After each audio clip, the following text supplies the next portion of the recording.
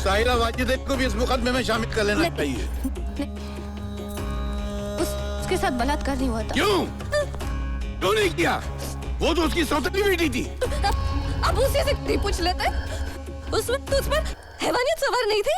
Your honour, वो 4 हो 3 हो या 1 हो, बलात्कार तो बलात्कार ही है। रेप इज रेप, और इसकी सजा इस मुल्जिम को मिलनी ही चाहिए। अच्छा पॉइंट है, खूब पकड़ा है डिफेंस ने। आपको बलात्कार के बारे में पहली बार कब पता चला? पहले दिन ही, 8 साल पहले, जब रात में मेरी आंख खुली।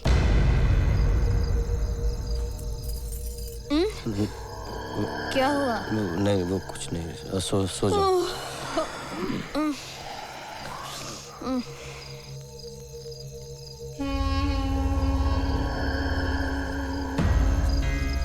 अनु, अनु,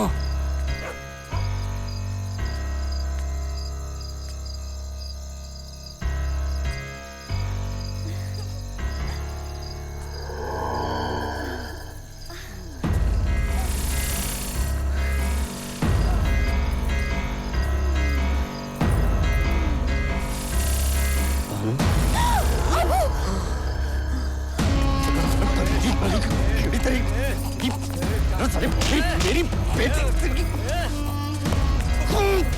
क्यों क्यों मार रहे हो? मैंने क्या किया है? वो मेरे पास मुफ्त में नहीं आती है, पैसे लेती है, रोकड़ा लेती है, और जितने पैसे मैं उसको देता हूँ उतने पैसे में कहीं भी जाकर सो सकता हूँ।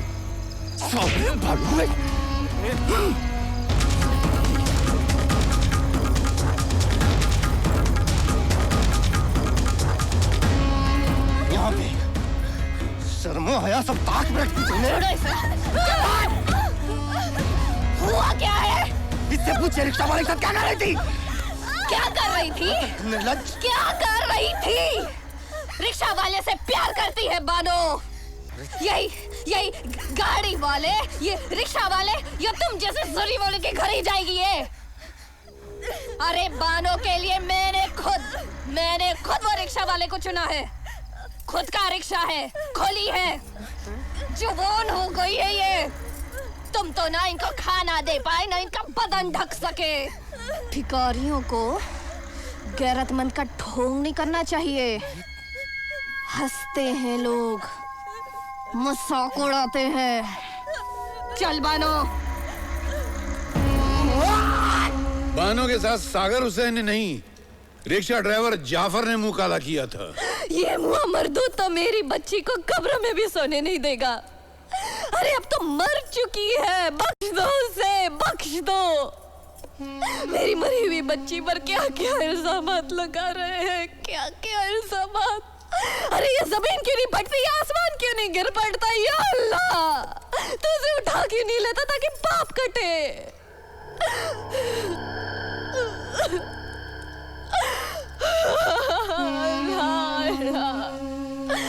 वकील साहब, आप भी इसकी करतूतों में बराबर के शरीक होते जा रहे हैं। आप मेरे सिर्फ सवालात का जवाब दीजिए। अरे मन गढ़ंत बातों का मैं क्या जवाब दूं? तो ये भी मन गढ़ंत बात होगी कि 4 साल पहले आपकी बेटी बानो उसी जाफर के साथ घर से 60,000 रुपए लेकर भागी थी। नहीं इंस्पेक्टर साहब, मेरी बेटी ऐसी नहीं है। इस कमीने ने मेरी बेटी को भगाया होगा और यही इसको भगा के ले गया।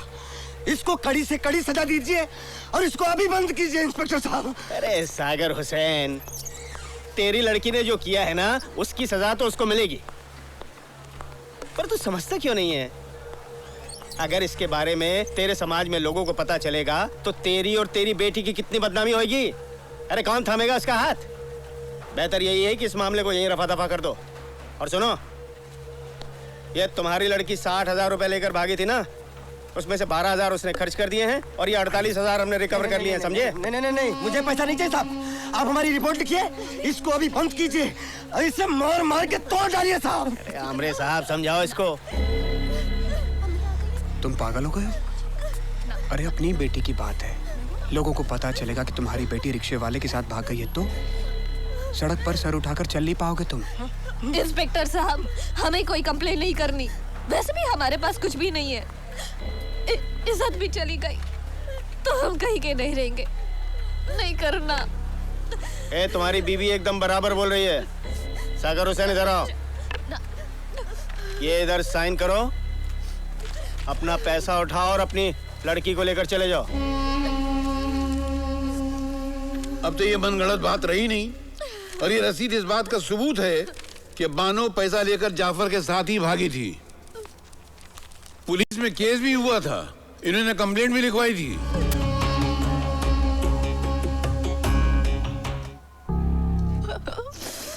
अब तो बानो मर चुकी है, मैं उसकी मिट्टी खराब नहीं करना चाहती। अरे वो जहाँ है अच्छी जगह है, हम भोग रहे हैं, मैं उसे रुस्वा नहीं करना चाहती। अरे आप खुद क्यों नहीं समझते कि वो घर से क्यों भागी होगी? यही बात तो हमारी समझ में नहीं आ रही है कि वो घर से भागी क्यों थी।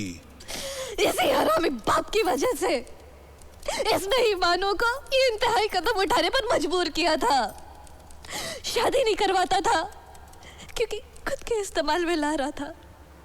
अरे वो बेचारी भागती नहीं तो क्या करती? एक बात बताइए सबीना बेगम, जब आपने पुलिस में कंप्लेंट लिखवाई थी तो ये भी लिखवा दिया था कि ये हरामी बाप के गंदे करतूतों से तंग आकर बानो घर से भाग गई थी? मिस्टर बिश्नोई, सबीना बेगम एक सीधी सादी हाउसवाइफ है, आपकी तरह वकील नहीं है जो कानून की बारीकियों को समझ सके। हाँ, माना कि उस वक्त इन्होंने अपने बयान में सागर हुसैन के बलात्कार का जिक्र ना करके बहुत भारी गलती की है, बट यू अंडरस्टैंड कि आज भी ये वही जुर्म है जो होता ज्यादा है लेकिन उसकी रिपोर्टिंग बहुत कम की जाती है। कभी खानदान की इज्जत बचाने की वजह से, कभी डर की वजह से। लेकिन इसका यह मतलब नहीं कि in this particular case the rape has not taken place, the rape has taken place, और जुर्म की संगीनी अपनी जगह मौजूद है। इसलिए मेरी आपसे इल्तिजा है मिस्टर बिश्नोई कि आप टू द पॉइंट जरा कीजिए ना। सबीना जी, आपकी लड़कियां बार में डांस करती हैं? बार में डांस करती हो, शर्म नहीं आती तुम्हें? तो क्या हुआ? पैसा मिलता है, इतनी बड़ी हो गई, क्या दिया आप? न पेट पर रोटी, न बदन पर कपड़ा। क्या दिया? क्या दिया? बदन भर कपड़ों के लिए अधनंगी होकर बार में डांस करती हो। अपने बाप की इज्जत की कतई परवाह नहीं तुम्हें। कौन सी इज्जत? किस इज्जत के ढोल पीट रहे हो तुम?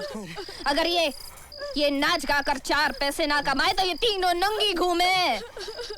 पहले इज्जत से जीने का जुगाड़ करो, फिर इज्जत से रहने की नसीहत दो।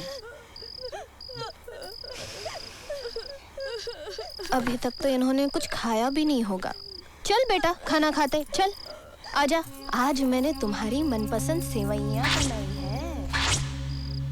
क्यों वकील साहब, बार डांसर होना बुरी बात है या गैर कानूनी?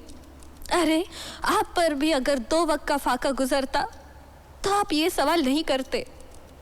आप भी अगर पल पल तिल तिल के लिए तरसते तो ये सवाल नहीं करते। सबीना बेगम, आप शायद गलतफहमी का शिकार हैं। अपना बचपन भी तंगदस्ती, मुफलिसी और महरूमियों का शिकार हुआ है। एक खंडर जैसी बिल्डिंग में ग्राउंड फ्लोर पर 150 स्क्वायर फुट के कमरे में माँ बाप और 4 बहन भाइयों के साथ रहते थे हम लोग। वालिद म्युनिसिपल कॉरपोरेशन में एक मामूली से क्लार्क थे, ऊपर की आमदनी में यकीन नहीं रखते थे। इतनी उनको तनख्वाह मिलती थी जिसमें घर चलाना ऐसे था जैसे छोटे से रुमाल से पूरा तन ढांकने की नाकाम कोशिश करना। घर की बिजली अक्सर कटी रहती थी, घर में रोशनी नहीं होती थी। वो तो ऊपर वाले की मेहरबानी थी कि स्ट्रीट लाइट की रोशनी घर में आती थी, उसमें हमने पढ़ाई पूरी की है। और ये भी नहीं किया कि कॉलेज के ज़माने में गली के नुक्कड़ पे किसी मटके के अड्डे पे जाके नौकरियां की और चिट्ठियां फाड़ते रहे और पैसे कमाते रहे। मैडम, इंसान को ऐसा काम करना चाहिए जिसमें अपनी इज्जत और आबरू बरकरार रहे। समाज का हर कमजोर, हर गरीब आपको देखकर सबक ले, मुफलिसी के आगे घुटने न टेक दे, तंग आकर गंदे काम न शुरू कर दे। पैसा मिल चुका है, वहाँ पैसा मत मांगना। हमारा पुराना ग्राहक है, बहुत बड़ा बिजनेसमैन है, शिकायत का मौका नहीं आना चाहिए। और अगर रात को रुकने के लिए कहे तो रुक जाना, ठीक है? ड्राइवर ले जाओ। चलो। चलिए सबीना बेगम, आज आपको नई रोशनी दिखाते हैं।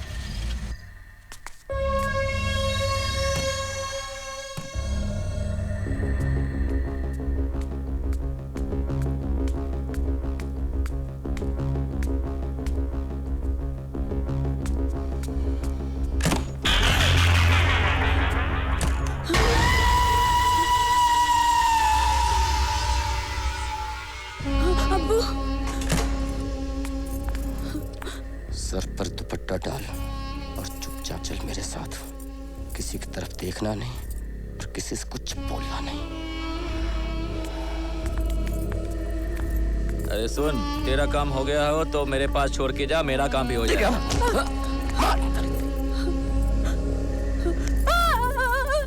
इस नासपीटे के कीड़े पड़े, वो धरती का बोझ दीदे भाड़े देख रहा है।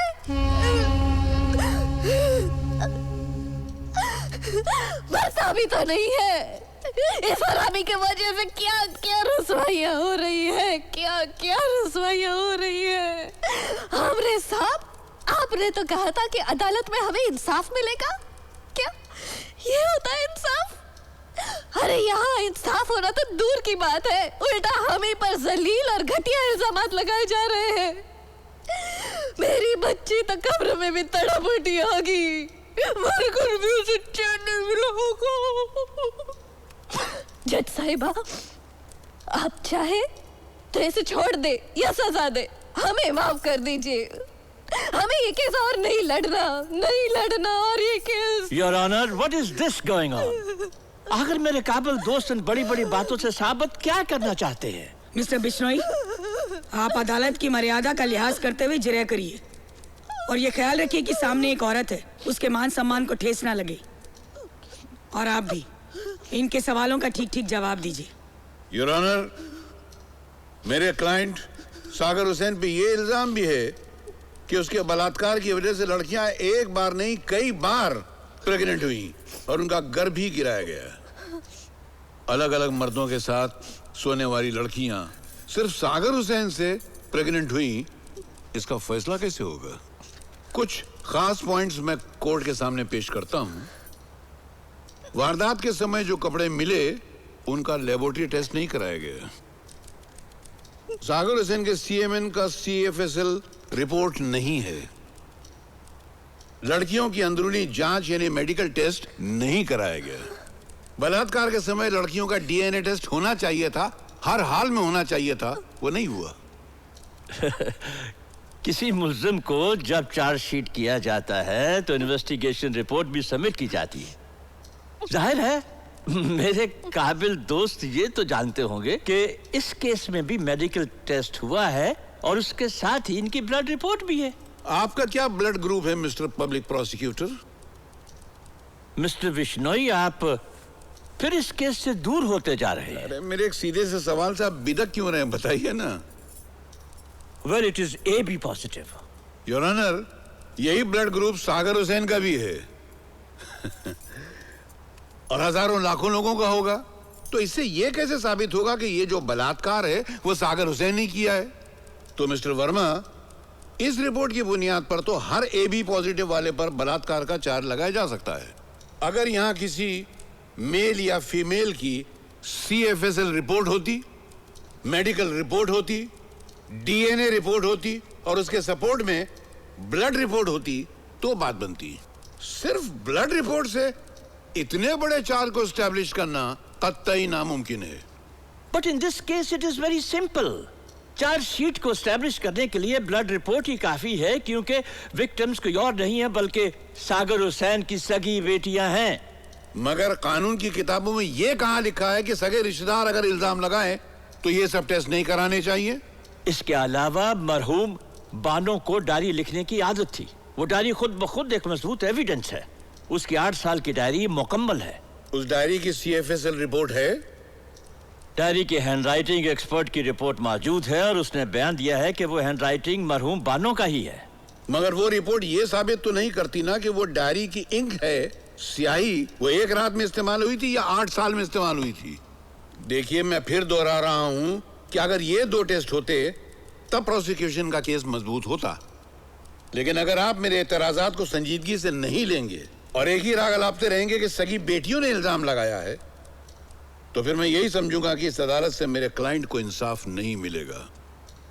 कोई बात नहीं, मगर आप यकीन रखिए कि इस अदालत में न सही, इससे ऊंची अदालत में वो साफ बरी हो जाएगा। योर ऑनर, मेरे काबुल दोस्त धमकी दे रहे हैं। Mister Bishnoi, behave yourself. आप अदालत को धमकी दे रहे हैं। I am sorry. Your honour, मैं फिर कहूंगा कि मेरे काबिल दोस्त खामखा अदालत का कीमती वक्त आया कर रहे हैं। यह सवाल खुद अपनी जगह बहुत बड़ा है और हर अदालत इस पर बहुत संजीदगी से गौर करेगी। क्या इस सवाल की अहमियत कम नहीं है कि सगी बेटियां अपने ही बाप पर क्यों ऐसा घिनौना इल्जाम लगाएंगी? मैं उसी तरफ आ रहा हूं मिस्टर वर्मा। ओके, अदालत आपका बयान गौर से सुनेंगी। शुक्रिया। 3 में से 2 बेटियां मां के बताए हुए गुमराही के रास्ते पर चल पड़ी थीं और बाप को उसका पता भी चल गया था। अब सवाल था तीसरी बेटी रूबीना का, जो सियानी हो गई थी, बाप की लाडली थी, मगर नाबालिग थी। मगर दौलत के लालच में अंधी मां ने दोनों हाथों से दौलत बटोरने के लिए रूबीना की नथ उतरवाई का सौदा एक बार के मोटे सेठ के साथ तय कर लिया था। नथ उतरवाई का मतलब समझते हैं ना आप? जी, आप खुद ही बता दीजिए ना, जो नहीं जानते वो भी जान जाएंगे। गर्म गोश्त यानी फ्लैश के धंधे में उतारने के लिए पहली बात जो सबसे बढ़कर बोली लगाता है या जो सबसे ज्यादा पैसे ऑफर करता है, पहली रात उस लड़की को उस मर्द के साथ सोना पड़ता है। इसको नथ उतरवाई कहते हैं। मगर उन लोगों की बदकिस्मती कि नथ उतरवाई की इस बात का सागर हुसैन को पता चल गया। उसके अंदर एक जिम्मेदार बाप और एक फर्ज को पहचानने वाला बाप जाग गया। उसने हर हाल में अपनी बेटी को बचाने की कोशिश की। वो हर हाल में अपनी छोटी बेटी को बचाना चाहता था। इसके लिए सागर हुसैन ने एक कदम उठाया। नहीं अब्बू, अब्बू नहीं। अगर तुम लोगों ने मेरा कहना नहीं माना तो मैं तुम चारों के टुकड़े टुकड़े कर डालूंगा। कल सुबह मैं ये शहर छोड़ देना चाहता हूँ और तुम चारों मेरे साथ गांव चलोगी। गांव मैं जब तक आता हूँ तब तक कोई भी घर से बाहर नहीं निकलेगा। एक भी घर से बाहर निकला तो सीधा कटा मिलेगा बाहर।